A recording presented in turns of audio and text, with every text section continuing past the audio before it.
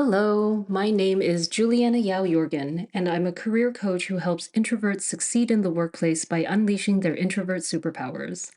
Today, I'm going to share the 3 reflections I do every year, why I chose these 3 in particular, and how you can use these reflections to celebrate your year and plan for the next.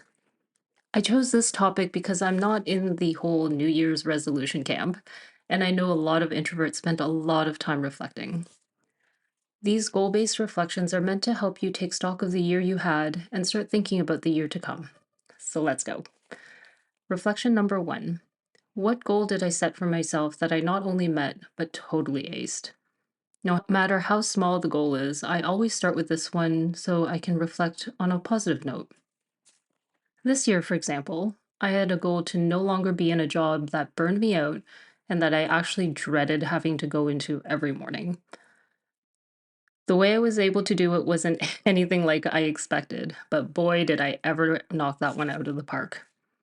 Some years, it's been a smaller goal, like finding more moments of quiet time for myself. So this year, what goal did you set for yourself and not only met, but in a big way? The purpose of this reflection is not to be like, oh yeah, this one, but to wander through all of your accomplishments of the year to get to that big one.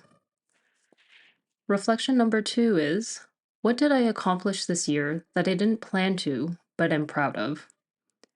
This reflection is meant to remind us of all the curveballs that life throws at us, and that we're able to adapt and still accomplish great things, even when dealing with the unexpected. For me, it was starting and sticking with this podcast. I'd considered a podcast for a while, but worried that I would become one of the 90% of podcasters who stopped after the 3rd episode. And not only have I jumped in feet first, but I'm closing in on my 10th episode and have already been able to bring on guests from my coaching network. So, for you, what was an unexpected accomplishment that you had this year that you're really proud of? And reflection number 3 is, what did I plan to accomplish but miss the mark on? And what can I learn from that experience? Notice that the reflection has been crafted very carefully. This isn't about sticking with a goal or figuring out how to meet it, but being open and curious about the lesson hidden in the experience. I don't even know where to start with this one because I had so many plans for this year. After quitting my job, not only did I plan to start my own coaching practice, which I have, but I also plan to become fluent in Spanish, practice yoga and Pilates every day, and take 2 courses on medieval Spanish history and manuscripts. You know, just for fun. Well, let's say that I learned that even in pseudo unemployment, I can be overambitious. And since this reflection is just for you, remember that the point isn't to get sympathy or a rah rah for the great things that you did accomplish, but to be realistic with yourself about your growth and your experiences. So, as we close in on 2023, consider these reflections for yourself. 1.